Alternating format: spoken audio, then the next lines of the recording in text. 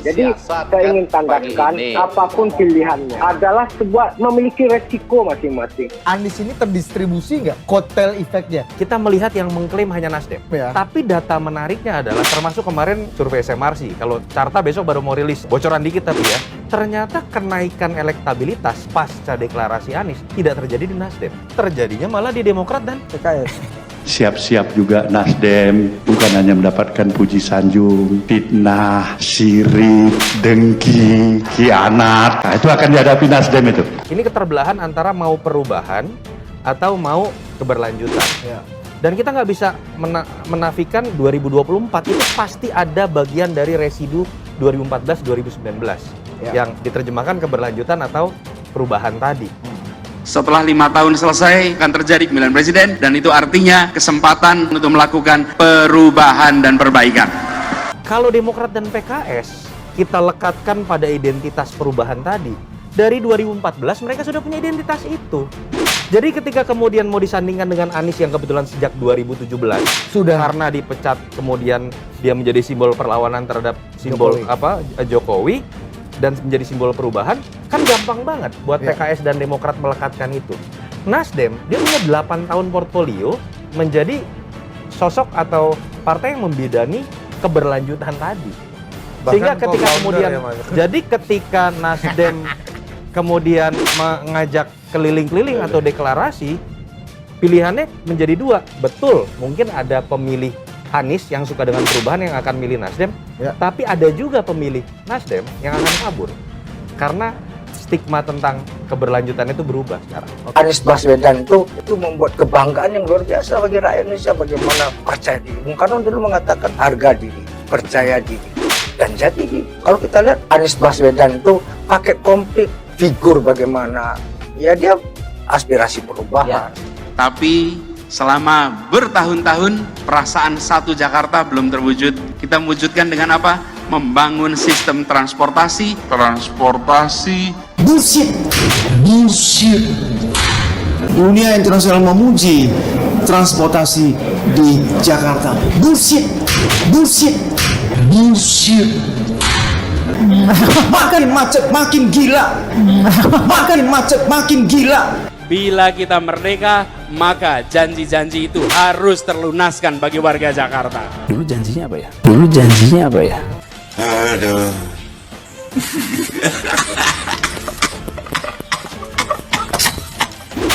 Kita tahu seorang politisi itu ambisinya pasti lebih tinggi daripada moralitasnya tuh. Ada juga yang menyatakan betapa bodohnya Nasdem menempatkan calon presiden yang membawa pikiran-pikiran yang bertentangan dengan komitmen kebangsaan. Tapi itulah Nasdem. Sekali layar terkembang, surut kita berpandang. Ini omong kosong semua ini capres-capres ini. Udah ini nipu diri. Bohong ini nipu diri sendiri. Percaya saya deh. Nggak ada calon itu sampai September tahun depan. Nggak ada. Enggak lah. Saya orang yang tidak optimis bahwa Anies akan menang dalam Pilpres 24. Pertanyaan saya, Surya Paloh bertempur, mana bisa menang? Kan 20,2 ya? Iya. Mana menang? Ambek Butek juga nggak bisa menang Surya Paloh kan? Satu adalah kerja, karya. Di atasnya ada namanya kata-kata.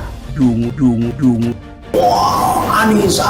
Pertanyaan, apa prestasi Anies sebagai Gubernur Jakarta? Banyak, Pak. Mereka bisa mendapatkan kredit itu tanpa memberikan DP. Bagaimana caranya bisa tidak dapat tanpa DP? Mereka menabung selama 6 bulan. Bullshit. Banjir, bukan banjir, itu emang parkir air. Airnya meningkat, didesain untuk menampung luapan air sungai, sehingga parkirnya di dalam taman. Bullshit. Banjir semalam orang pada maki-maki semuanya. Saya juga kena semua malam. Mana? Lihat itu polusi. Salah satu kota paling kotor di dunia polusi is Jakarta. Kita tahu seorang politisi itu ambisinya pasti lebih tinggi daripada moralitasnya tuh. Penjajahan di depan mata itu di Jakarta. Karena itu, bila kita merdeka, maka janji-janji itu harus terlunaskan bagi warga Jakarta. Dulu kita semua pribumi ditindas dan dikalahkan. Kini telah merdeka, Kini saatnya kita menjadi tuan rumah di negeri sendiri. Kita yang bekerja keras untuk merebut kemerdekaan. Kita yang bekerja keras untuk mengusir kolonialisme. Kita semua harus merasakan manfaat kemerdekaan di ibu kota ini.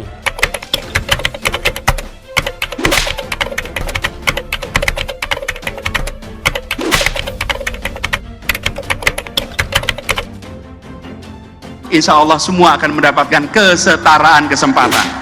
Bullshit. Kita udah jadi manusia kan harus sadar gitu bahwa sebetulnya dia pejabat publik, kalau banyak orang ngincar kursi kita, yang ngomongnya ya hati-hatilah sekarang.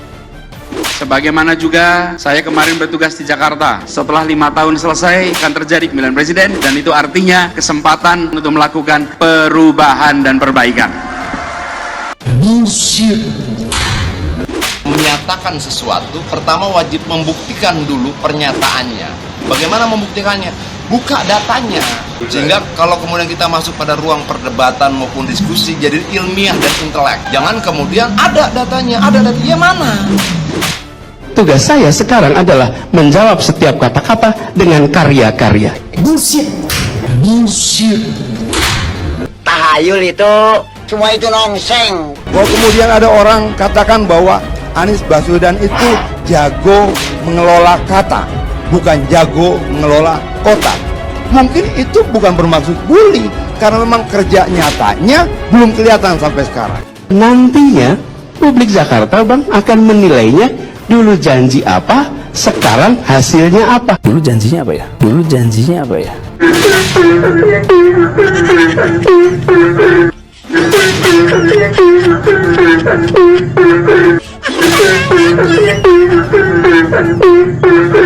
Kalau kemudian dikatakan bahwa beberapa program-program yang lain sudah berjalan, mungkin ada yang berjalan. Tapi apakah seperti yang disampaikan dalam janji kampanye dulu, rumah DP 0, OKOC, dan sebagainya, mana? Bodoh sekali ada partai yang besar karena menjadi simbol oposisi, lalu kemudian keputusan terbesarnya tadi sudah disebutkan adalah menjadi bagian dari luar pemerintahan. Ya menurut saya bodoh sekali kalau kemudian berhitungnya seperti itu. Ini yang namanya Nasdem itu bagian dari kekuasaan juga loh. Masih ada 3 menterinya loh, dia bagian dari kekuasaan juga. Sorry, ya menurut saya bodoh sekali.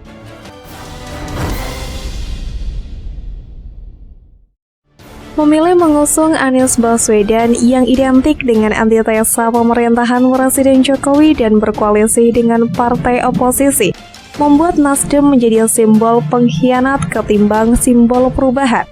Hal inilah yang menjadi penilaian masyarakat yang diamati oleh pengamat politik asal Carta Politika Yunarto Wijaya. Penilaian masyarakat Nasdem pengkhianat ketimbang simbol perubahan diungkapkan oleh pengamat politik Yunarto Wijaya dalam bincang Adu Perspektif di channel Detik 22 Desember 2022. Menurut Yunarto, penilaian masyarakat jika Nasdem simbol pengkhianat ketimbang perubahan adalah konsekuensi logis setelah mendeklarasikan Anies Baswedan sebagai capres Nasdem. Sebagian masyarakat melihat Anies adalah simbol perubahan. Jika Anies diusung Demokrat dan PKS mungkin lain cerita, ujarnya. Namun realitanya Anies diusung Nasdem pendukung pemerintah 2 periode, sedangkan Anies disebut berseberangan dengan Presiden Joko Widodo. Sampai saat ini ada 3 menteri Nasdem di kabinet loh, ujarnya. Dalam safari capres, Nasdem Anies selalu membawa jargon siapa partainya dijawab Nasdem. Lalu siapa presidennya dijawab Anies. Tentu saja masyarakat yang melihat merasa muak. Padahal 3 orang menteri asal Nasdem sendiri masih menjadi pembantu presiden dalam kabinet. Tanpa rasa malu, Nasdem mengumbar jargon bila presidennya adalah Anies. Atas keputusan Nasdem yang mendeklarasikan Anies membuat Nasdem hingga saat ini belum mendapatkan dampak elektoral yang signifikan, bahkan cenderung menurun. Direktur Eksekutif Carta Politika Yunarto Wijaya membocorkan hasil surveinya jika safari capres Nasdem Anies Baswedan gagal mendongkrak elektabilitas. Survei Carta Politika yang dirilis kata Yunarto, safari capres Nasdem Anies gagal, kenaikan elektabilitas justru terjadi pada Demokrat dan PKS. Safari capres Nasdem Anies gagal meningkatkan elektabilitas diungkap Yunarto Wijaya dalam diskusi Adu Perspektif di channel Detik 22 Desember. Yunarto menilai gagalnya safari Capres Nasdem Anies keliling daerah karena Anies hanya diklaim Nasdem. Secara kualitatif, Capres Anies yang mengklaim hanya Nasdem, ujarnya. Pasca deklarasi 3 Oktober, kata Yunarto, Nasdem digenjot habis safari daerah Anies tanpa melibatkan partai lain. Saya kasih bocoran ya, nanti kita rilis jika pasca deklarasi Anies, Nasdem justru tidak meraih elektabilitas yang diharapkan. Ungkap Yunarto Wijaya, namun elektabilitas justru terjadi pada Demokrat dan PKS. Sebelumnya juga sempat dikatakan bahwa saat Nasdem memilih Anies, maka Nasdem bakal berseberangan dengan poros PDI Perjuangan di Pilpres 2024 mendatang, di mana hingga saat ini keduanya masih berkoalisi untuk mendukung pemerintahan Presiden Jokowi. Kalau usung Anies berseberangan sama PDIP iya, kalau sama Jokowi enggak. Masih jadi pertanyaan besar, apakah kalau dukung Anies lalu Nasdem berseberangan dengan Jokowi? Kata Yunarto saat itu. Yunarto Wijaya menilai Presiden Jokowi cenderung menghindari oposisi yang berkepanjangan. Menurut dia, gaya politik Jokowi cenderung merangkul lawan politiknya. Ini terlihat jelas dalam Pilpres 2019 lalu yang merangkul Prabowo Subianto dan Sandiaga Uno. Di sisi lain, pakar komunikasi politik Effendi Ghazali turut mengomentari langkah Partai Nasdem yang mendeklarasikan dukungan kepada Anies Baswedan sebagai Capres 2024. Menurut Effendi, apa yang dilakukan Nasdem itu merupakan langkah yang berani, mengingat waktu kontestasi pemilihan umum 2024 masih cukup lama. Effendi menilai dengan mendeklarasikan Anies sebagai Capres 2024, maka Nasdem dinilai telah terang-terangan mengambil posisi yang bertentangan dengan Jokowi dan pemerintahan saat ini. Dia juga mengungkapkan adanya komunikasi yang berlawanan setelah Nasdem mendeklarasikan Anies sebagai Capres. Ini adalah sebuah oposisi yang siap bertentangan dengan Jokowi, dengan pemerintahan saat ini, karena tadi disebutkan beberapa kalimat yang coba Anda lihat. Bahwa saya jauh dari sempurna, kata Pak Ketua Umum Nasdem, termasuk penguasa saat ini. Loh, mereka masih bagian dari penguasa loh, betul kan? Kecuali ada reshuffle lalu mereka dikeluarkan, itu satu, kata Effendi. Effendi juga mengungkapkan adanya sikap yang berlawanan dari Presiden Jokowi pada saat orang nomor 1 di RI itu menolak mengomentari dukungan dari Nasdem ke Anies Baswedan karena masih dalam suasana duka. Tidak lama kemudian apa yang disampaikan Jokowi itu dijawab lagi oleh politikus Nasdem Sulvan Lindan yang saat itu mengatakan bahwa Presiden Jokowi masih meresmikan pabrik padahal masih merasa dalam keadaan berduka. Pak Jokowi dulu berkomentar ketika dimintai komentar kok dalam masa duka cita mendeklarasikan Capres. Kata Pak Jokowi kan masih duka cita. Lalu dijawab oleh Sulvan Lindan kan, tapi Pak Jokowi duka cita juga meresmikan pabrik di Jawa Tengah. Itu udah kelihatan berlawanan, ujar Effendi. Adanya pernyataan-pernyataan yang tidak sejalan juga dapat ditangkap keluar dari Surya Paloh dan salah satu Menteri Jokowi, Bahlil Lahadalia. Di mana saat itu pendeklarasian Anies, Surya Paloh menyebut Jakarta cerah, namun di lokasi berbeda Bahlil menyebut Jakarta gelap. Kalau Pak Surya Paloh tadi kan mengatakan ada bulan, ada cahaya, Bahlil bilang enggak, gelap itu di Jakarta. Saya melihat mulai ada pertentangan, ujar Effendi. Sikap Nasdem mendukung Anies membuat Nasdem mengirim sinyal berhadapan dengan Jokowi maupun dengan PDI Perjuangan yang merupakan partai penguasa saat ini. Pada saat yang sama, sekaligus mengingatkan PDI Perjuangan, kita bisa berhadapan nih. Apakah Anda mengusung Puan ataupun Ganjar, kita akan berhadapan. Dan jangan lupa, ini menurut saya terlalu awal dalam konteks Presiden Jokowi itu masih akan memerintah 2 tahun 16 hari. Ya kan sampai 20 Oktober 2024 nantinya begitu ya, ujar Effendi. Menurutnya saat ini Anies dianggap sebagai antitesa dari Presiden Jokowi. Anies dinilai sebagai simbol perubahan bagi masyarakat yang tidak puas dengan kepemimpinan Jokowi saat ini. Jadi Anda kalau tidak ingin meneruskan yang ini, ada istilah restorasi, perubahan, dan itu ada pada Anies. Jadi pada saat ini Pak Jokowi ataupun PDIP dan yang lain nanti Prabowo sudah mulai tahu Pak Prabowo juga dianggap sebagai bagian dari Jokowi dong sekarang ini, ujarnya.